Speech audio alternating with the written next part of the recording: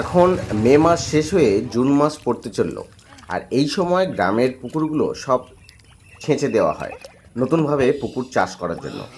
তো আজকে হঠাৎ যেতে যেতে দেখলাম একটা জায়গায় পুকুর ছেঁচে মাছ ধরা হচ্ছে। লোভ সামলাতে না পেরে আমিও নেমে পড়লাম, আর নেমে দেখলাম পুকুরটাতে প্রচুর পুঁটি মাছ আর তেলাপিয়া মাছ প্রচুর রয়েছে। তো ফটাফট বেশ কয়েকটা তেলাপিয়া মাছ নিজের হাতে ধরে নিলাম। তো সেই মাছ আজকে ঝোল করব। এখন তেলাপিয়া মাছ কী দিয়ে ঝোল করলে ভালো লাগে?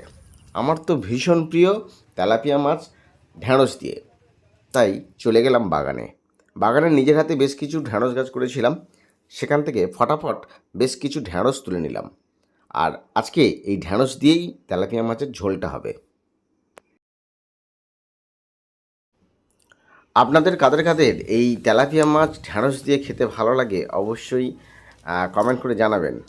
আর সিম্পল হালকা খাবার কিন্তু গরমের পক্ষে খুবই উপকারী, আর সেই জন্য আজকে এই ঢ্যাঁড়স দিয়ে তেলাপিয়া মাছ ভাজা হচ্ছে। তবে মাছটার কোয়ালিটিটা কিন্তু দারুণ, কারণ মাছটা যখন ভাজা হচ্ছিল বেশ দারুণ সুন্দর একটা সেন্ট বেরোচ্ছিল।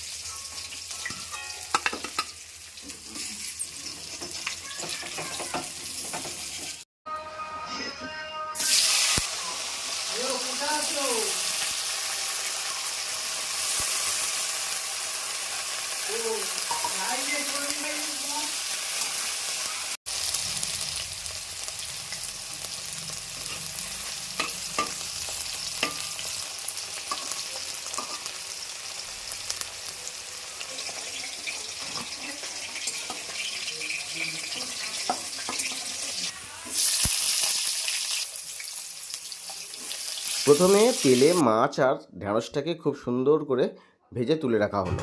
এবার ওই তেলেই আলুটাকে ভেজে নিয়ে তারপর আলুটাকে জল দিয়ে একটু সিদ্ধ করে নিতে হবে।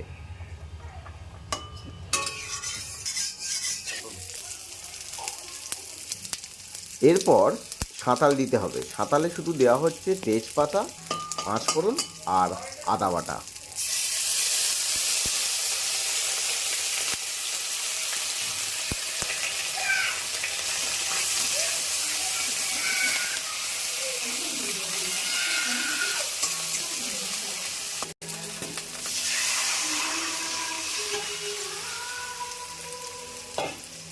সাঁতাল দিয়ে একটু ফোটানোর পর এতে দিয়ে দিতে হবে মাছগুলো, আর মাছগুলো দেওয়ার পরেই দিতে হবে ঢ্যাঁড়স।